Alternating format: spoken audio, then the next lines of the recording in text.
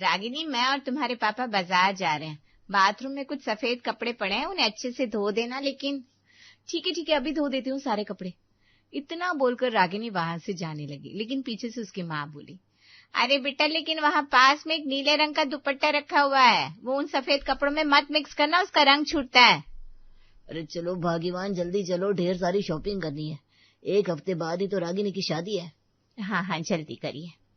इतना बोलकर उसके माँ बाप वहां से चले गए। वहीं दूसरी तरफ रागिनी बाथरूम में पहुंची। अरे बाप रे, मेरे सारे सफेद फेवरेट सूट गंदे पड़े। पापा जी के भी सफेद वाले कुर्ते सब गंदे हो गए। सब एक साथ वॉशिंग मशीन में डाल देती हूँ। उसने सारे सफेद कपड़े वॉशिंग मशीन में डाल दिए। तभी उसकी नजर एक नीले दुपट्टे पर गई जो वहीं पर पड़ा था। ये देखो, इस दुपट्टे को मैं परसों से ढूंढ रही थी और यहाँ पड़ा हुआ है। इसे भी डाल देती हूँ वॉशिंग मशीन में। उसने वो नीला दुपट्टा भी वॉशिंग मशीन में डाल दिया और कपड़े धोने लगी। शाम को रागिनी के माँ बाप ढेर सारी शॉपिंग करके वापस घर आए। मम्मी, पापा, आप लोग तो ढेर सारी शॉपिंग करके आ गए, क्या ये सब? रागिनी, इसमें तुम्हारी शादी का जोड़ा है, तुम्हारे लिए मेकअप का सामान है और भी बहुत कुछ है जो तुम अपने साथ ससुराल लेकर जाओगी। अरे वो सब बात में देख लेना बेटा, पहले तुम ये बताओ, तुमने सारे कपड़े धो तो दिए ना? हाँ माँ, मैंने सारे कपड़े धो दिए और सूखने के लिए भी डाल दिए। कहाँ डाले, दिखाओ। माँ, मैं कामचोर नहीं हूँ, मैं सच बोल रही हूँ। मुझे पता है तुम कामचोर नहीं हो, लेकिन तुम हमेशा मेरी आधी बात सुनती हो, इसलिए मुझे डर लगा रहता है। चलो दिखाओ चल के हमें। चलिए। रागिनी अपने माँ बाप को छत पर ले गई, जहाँ सारे कपड़े सूख रहे थे। जिस बात का डर था वही हुआ, सारे सफेद कपड़े नीले कर दिए तूने। मम, मैंने तो सारे कपड़े वॉशिंग मशीन में ही धोए हैं। नया वाला डिटर्जेंट पाउडर भी डाला था उसमें, फिर भी पता नहीं ये सारे कपड़े नीले कैसे हो गए। ये लो, फिर से तुमने आधी अधूरी बात ही सुन ली। बेटा, तुम्हारी माँ ने साफ साफ कहा था सारे सफेद कपड़े धो देना, लेकिन वहीं एक नीला दुपट्टा पड़ा है, उसे मिक्स मत करना क्योंकि उसका रंग छूटता है। पर तुमने वो बात सुनी ही नहीं। हाँ पापा, माँ कुछ कह तो रही थी पर मैं शायद सुन नहीं पाई। बेटा, ये तुम्हारी बचपन से आदत है, अपनी इस आदत को बदलो, वरना ससुराल में क्या होगा तुम्हारा। लोगों की पूरी बात सुना करो, उसके बाद काम किया करो। अरे ठीक है ना माँ, इसमें कौन सी बहुत बड़ी बात होगी। वैसे भी सफेद कपड़ों में नील तो लगाया ही जाता पहले, समझ लो वही कर दिया मैंने। चलो अब नीचे चलते हैं, सिर्फ 1 हफ्ता बाकी है शादी को, बहुत सारी तैयारी करनी है। इस तरह 1 हफ्ते बाद शादी वाला दिन भी आ गया। मंडप पर जाने से पहले रागिनी की माँ ने उससे कहा, बेटा कम से कम पंडित जी की पूरी बात तो सुन लेना, वो जितना कहे उतना ही करना, उससे ज्यादा या उससे कम कुछ भी नहीं। माँ, आप मुझे पागल समझती हो क्या? पंडित जी जितना कहेंगे उतना ही करूंगी ना मैं। इतने में वहां पर रागिनी के पिताजी आ गए। अरे भाग्यवान, रागिनी को जल्दी से लेकर चलो, पंडित जी बुला रहे हैं, वरना मुहूर्त निकल जाएगा। चलो बेटा। थोड़ी देर बाद रागिनी की शादी नीलेश नाम के लड़के के साथ होने लगी। दोनों मंडप के नीचे मौजूद थे।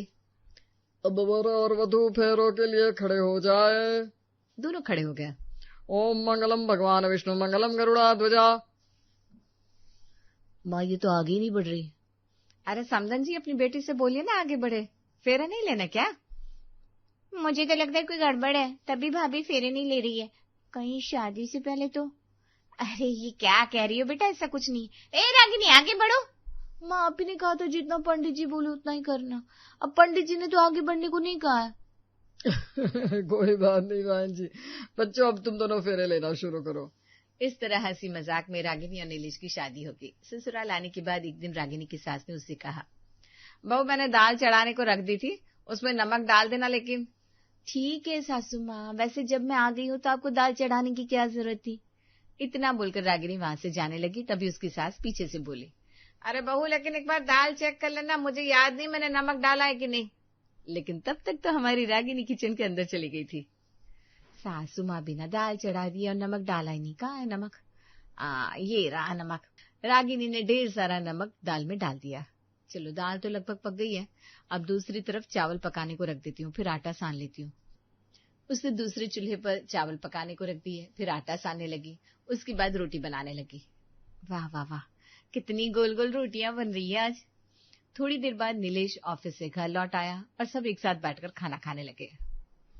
वो दाल में नॉर्मल पानी डाला है या समुद्र का पानी डाल दिया है?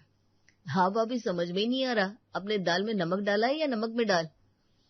लगता है भाभी को नमक कुछ ज्यादा ही पसंद है। लेकिन इतना नमक तो कोई भी साधारण इंसान नहीं खाता। बहू ये क्या किया तुमने? अब सासू माँ मैंने क्या किया? मैंने तो उतना ही नमक डाला जितना हर रोज डालती हूँ। तुमने दाल में नमक डालने से पहले चेक किया था? चेक क्या करना सासू माँ, आपने कहा था दाल में नमक डाल दो तो मैंने डाल दिया। तुम्हारी माँ ने बिल्कुल सही कहा था, हमेशा आधी बात सुनती हो। मैंने कहा था दाल में नमक डाल दो, लेकिन एक बार चेक कर लेना, क्योंकि मुझे लग रहा था शायद मैं दाल में नमक डालना भूल गई हूँ। रागिनी तुम्हें माँ की पूरी बात सुननी चाहिए। सॉरी, आज की बात मैं पूरी बात सुनूंगी। ये दाल तो खाने लायक नहीं रही, फिर से बना दूं? इसके अलावा और किया भी क्या जा सकता है, वरना फिर हमें आज रात भूखा ही सोना पड़ेगा। इस तरह रागिनी ने दोबारा दाल बनाई, तब जाकर सबने खाना खाया। हाँ, इस बार दाल लग रही है स्वादिष्ट। मुझे तो अभी भी लग रहा है मेरे पेट में नमक ही नमक भरा हुआ है, वो भी सिर्फ एक ही निवाला खाने से। अब बस ताने माना बंद भी करो ना जी, हो गई ना एक बार गलती, बार बार थोड़ी ना होगी। रहने तो पायल बेटा, सुनने में गलती हो गई उससे, अब वो छोटी बच्ची थोड़ी ना है। चलो मैं तो जा रहा हूँ, अपने कमरे में एक बहुत इंपॉर्टेंट फाइल तैयार करनी है और कल बॉस को सबमिट करना है। 1 हफ्ते से मैं वो फाइल रेडी नहीं कर पा रहा हूँ। हाँ बेटा, तू अपनी फाइल तैयार कर, हम लोग भी जा रहे हैं सोने। इस तरह खा पीकर सब अपने अपने कमरे में चले गए। अगली सुबह नीलेश जल्दी जल्दी तैयार हुआ और रात में देर में सोने की वजह से सुबह देर में नींद खुली। रागिनी मैं ऑफिस निकल रहा हूँ, नाश्ता वहीं कर लूंगा। अरे नीलेश जी, घर से खाली पेट नहीं निकलते, आप शगुन माना जाता है। ये लीजिए, बस एक लड्डू खाकर पानी पी लीजिए। अच्छा ठीक है, लाओ। नीलेश ने लड्डू खाया, जल्दी जल्दी पानी पिया और वहां से निकल गया। चलो अब मैं जाकर थोड़ी साफ सफाई कर लेती हूँ, कपड़े भी गंदे हो गए, वो भी धो लेती हूँ। रागिनी जाकर घर का काम करने लगी। सारा काम खत्म करके दोपहर में जैसे ही वो अपने कमरे में आराम करने बैठी, वैसे ही उसके पास नीलेश का फोन आ गया। क्या बात है नीलेश जी, इतने बिजी शेड्यूल में भी आपको मेरी याद आ गई? हाँ रागिनी, याद तो तुम्हारी हमेशा आती है, लेकिन फिलहाल मैंने बहुत इंपॉर्टेंट काम के लिए फोन किया है। वो जो रेड कलर की फाइल में रात में बना रहा था ना, वो वहीं अलमारी में छुट गई है। क्या? अच्छा अभी देखती हूँ। रागिनी ने फोन कान से हटा लिया और फाइल ढूंढने लगी, लेकिन नीलेश उधर से बोलता रहा, मैं अपने एक आदमी को भेज रहा हूँ, तुम उसे वो फाइल दे देना। इतना बोलकर नीलेश ने फोन रख दिया और उसने बेल बजाकर अपने एक एम्प्लॉय को बुला लिया। ये सर, आपने मुझे बुलाया? गौरव, जल्दी से मेरे घर चले जाओ, तुम्हारी भाभी तुम्हें एक रेड कलर की फाइल देगी, उसे जल्दी से लेकर आओ। अगर बॉस आ गए और फाइल नहीं मिली तो बहुत ताने सुनने को मिलेंगे आज। अरे आप टेंशन मत लीजिए सर, मैं बस यूं गया और यूं आया। इतना बोलकर गौरव वहां से निकल गया। वहीं दूसरी तरफ रागिनी ने वो फाइल ढूंढ ली। नीलेश जी बहुत परेशान लग रहे थे इस फाइल की वजह से। मैं तुरंत उन्हें ये फाइल देकर आती हूँ। रागिनी तुरंत वो फाइल लेकर अपने कमरे से बाहर निकली। बाहर उसकी सास और ननद खड़ी थी। अरे भाभी, कहाँ जा रही हो इतनी जल्दी में? अरे पायल, तुम्हारे भैया ने जो फाइल रात भर मेहनत करके बनाई वो यहीं भूल गए, मैं उन्हें देने जा रही हूँ, उनका भी फोन आया था। ठीक है बहू, लेकिन जल्दी आ जाना। हाँ सासू माँ। इतना बोलकर रागिनी वहां से निकल गई। तो एक तरफ नीलेश का भेजा हुआ उसका एम्प्लॉई गौरव अपनी बाइक से उसके घर की तरफ बढ़ रहा था, वहीं दूसरी तरफ रागिनी ऑटो में बैठकर उसके ऑफिस की तरफ बढ़ रही थी। आज फिर से सर का काम कर दूंगा तो मुझे शाम को फिर से टिप देंगे, फिर मैं अपने दोस्तों को पार्टी दूंगा। रागिनी भी ऑटो में बैठकर नीलेश के बारे में ही सोचने लगी। ये सब लोग मुझे भुलक्कड़ समझते ना, आज मैं नीलेश जी को फाइल देकर उनकी नजर में अच्छी बन जाऊंगी, फिर वो मुझे मूवी दिखाने ले जाएंगे। थोड़ी देर में गौरव रागिनी के घर पहुंच गया। अरे आंटी जी, भाभी जी को बुला दीजिए ना। तुम तो नीलेश के ऑफिस में काम करते हो ना, बहू से तुम्हें क्या लेना देना? अरे नीलेश सर ने मुझे एक इम्पोर्टेंट फाइल लेने के लिए भेजा है, जल्दी से बुलाइए ना भाभी को, सर ने उन्हें फोन कर दिया था। लेकिन बहू तो खुद फाइल देने चली गई। इसका मतलब भाभी ने फिर से भैया की आधी अधूरी बात सुन ली, पूरी बात सुनी नहीं होगी। ये सब क्या बोल रहे हैं आप दोनों? रुकिए, मैं अभी सर को फोन लगाता हूँ। गौरव ने तुरंत नीलेश को फोन किया। सर, मैं तो टाइम पर आपके घर पहुंच गया हूँ, लेकिन भाभी तो यहाँ आई नहीं। क्या? ऐसा कैसे हो सकता है? इतने में रागिनी हाफते हुए सीधा नीलेश के कैबिन में पहुंच गई फाइल लेकर। ये लीजिए नीलेश जी, मैं आपकी फाइल ले आई हूँ। अरे रागिनी, तुम ये फाइल लेकर क्यों चली आई? तुमने सुना नहीं था कि मैं अपने एक आदमी को भेज रहा हूँ, उसे फाइल दे देना। सर किससे बात कर रहे हैं आप? अब गौरव, तुम वापस आ जाओ, तुम्हारी भाभी खुद फाइल लेकर आ गई है। शिट, आज शाम की मेरी कमाई कट गई। अच्छा आंटी जी, चलता हूँ। गौरव गुस्से में वहां से निकल गया। इधर नीलेश ने रागिनी से वो फाइल ली और कहा, रागिनी, फिर से तुमने पूरी बात नहीं सुनी। मैंने कहा था कि मैं फाइल भूल गया हूँ, लेकिन मैं अपने एक आदमी को भेज रहा हूँ, उसे वो फाइल दे देना। सॉरी नीलेश जी, आप इतनी हड़बड़ी में थे कि जैसे ही आपने फाइल वाली बात कही वैसे ही मैं अलमारी में ये फाइल ढूंढने लगी। मैंने फोन कान से हटा लिया था, मुझे माफ कर दीजिए। चलो अच्छा, कोई बात नहीं, तुम घर जाओ, तुम्हें ऑफिस में आने की कोई जरूरत नहीं है।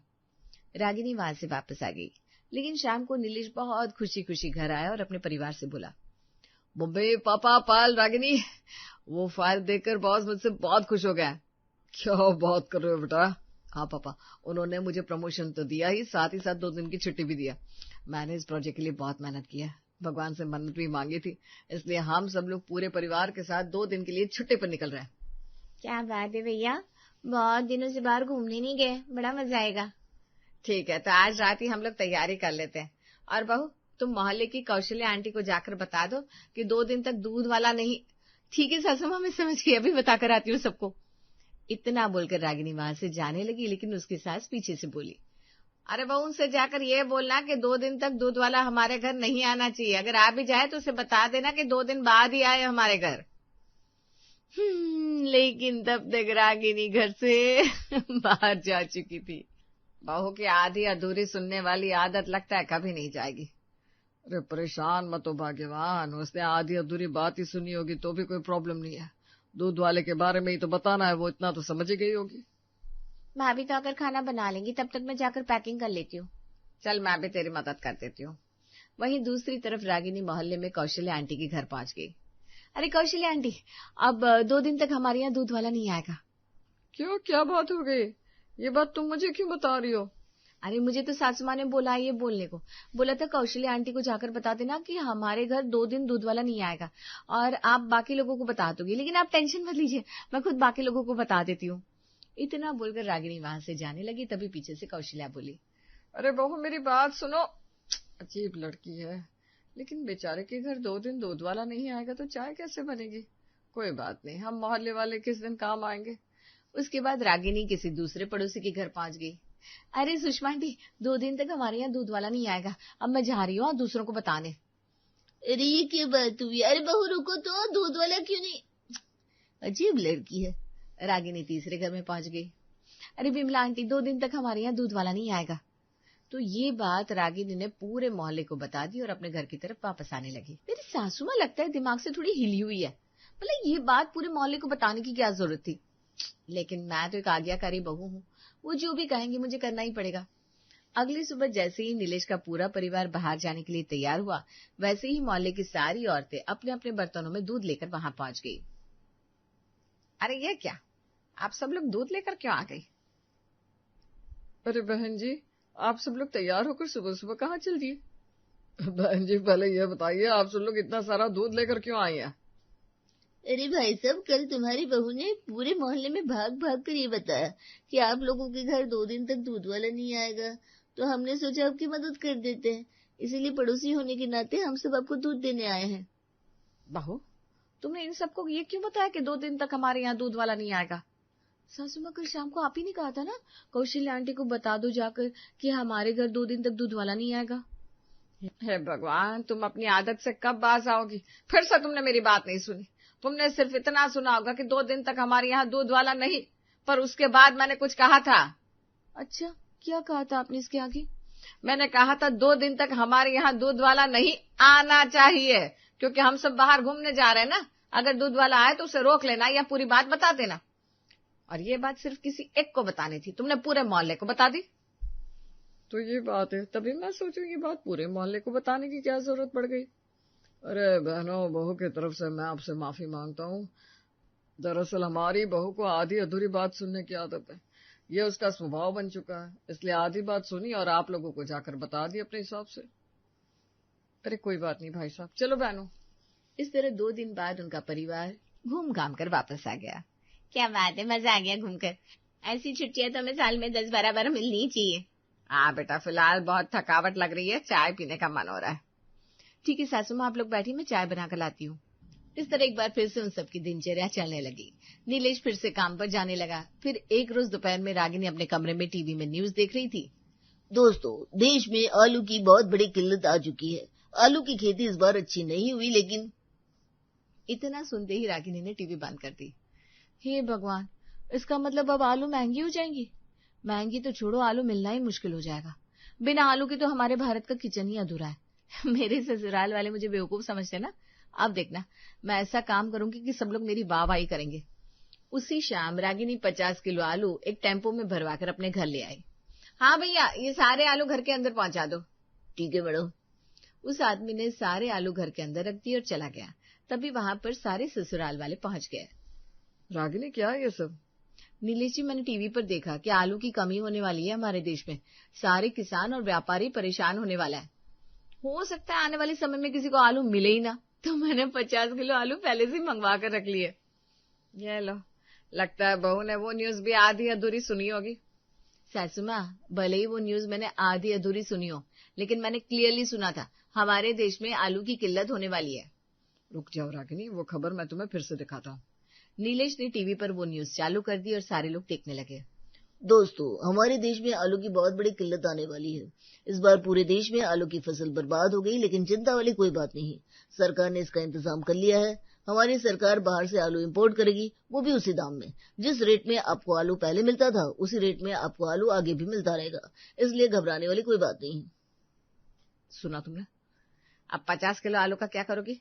हमारे पास स्टोर रूम तो है नहीं, कुछ ही दिनों बाद ये आलू सड़ने लगेंगे।